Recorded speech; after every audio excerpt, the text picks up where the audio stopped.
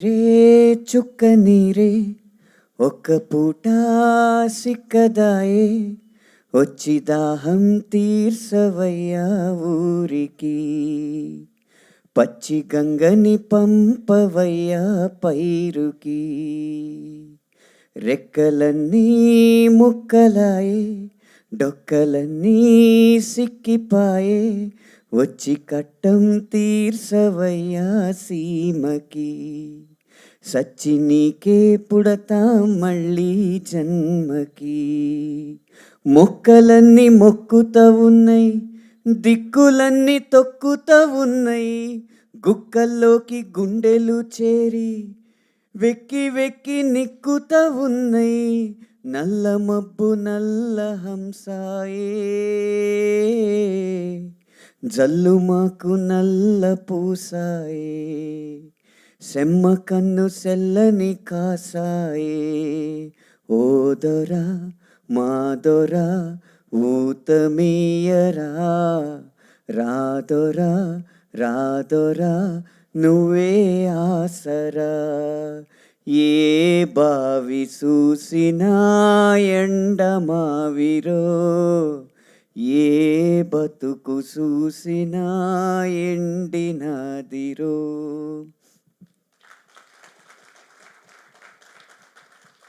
ఇంత అంగరంగ వైభవంగా సంబరంగా జరుపుకుంటున్న ఈ సక్సెస్ మీట్లో ఈ కరుణరసాత్మకమైన పాట ఏంటని మీకు సందేహం రావచ్చు. ఏకో రస కరుణ ఏవా అని భవభూతి గారు చెప్పారు. నవరసాలని గనక ఒక రేఖ మీద వేస్తే ఈ చివర కరుణరసం ఆ చివర రౌద్రం ఉంటుంది. కానీ ఈ సినిమాలో ఒక కంట్లో కరుణరసం ఒక కంట్లో రౌద్రరసం పండించిన ఘనత నందమూరి బాలకృష్ణ గారికే చెందింది. ఆ రెండింటిని సమతౌల్యపరచడం అంటే ఎంతో అనుభవజ్ఞుడైన నటుడికే అది సాధ్యపడుతుంది.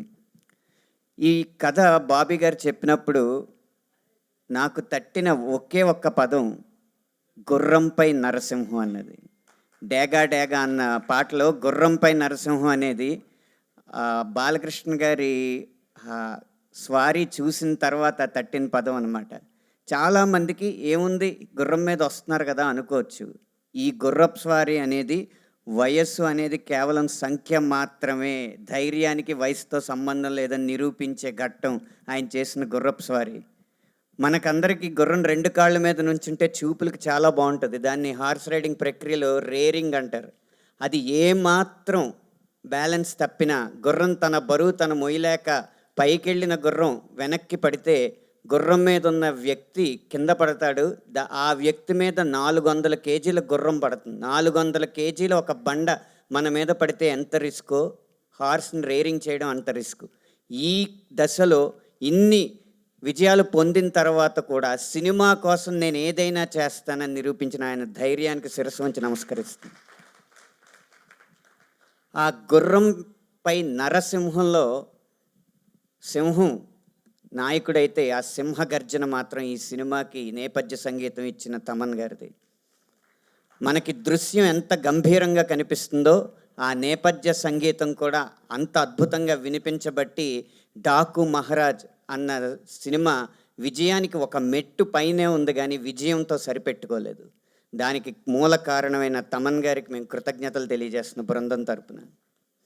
ఈ సింహం గుర్రం ఈ స్వారీ చేయడానికి కావలసిన నేలను సమకూర్చింది మాత్రం దర్శకుడు బాబీ గారు. ఇప్పటి వరకు బాబీ గారి సినిమాలు ఒక ఎత్తు, ఇప్పటి నుంచి బాబీ గారి సినిమాలు ఒక ఎత్తు అనడానికి ఈ ఎత్తుకి మధ్య వారధిగా డాకు మహారాజ్ చరిత్రలో నిలిచిపోతుందని నేను మనస్ఫూర్తిగా విశ్వసిస్తున్నాను. ఇంత కమర్షియల్ సినిమాలో అయినా ఒక నీటి సమస్య గురించి ఒక ప్రదేశాన్ని చూపించి ఆకు కూడా చిగురించని ఒక ఎండిపోయిన ఒక ప్రదేశాన్ని చూపించి నా సినిమా మొత్తం నీ పాటలో వినపడాలని నాకు స్ఫూర్తినిచ్చి అద్భుతమైన పదాలు నాతో రాయించినందుకు మరొకసారి దర్శకుడు బాబీ గారికి కృతజ్ఞతలు ధన్యవాదాలు తెలియజేసుకుంటూ ఈ అవకాశం ఇచ్చిన చిత్ర బృందానికి ధన్యవాదాలు తెలియజేసుకుంటూ ఈ విజయాన్ని పంచుకుంటున్న ప్రతి ఒక్కరికి శుభాకాంక్షలు తెలియజేస్తాను.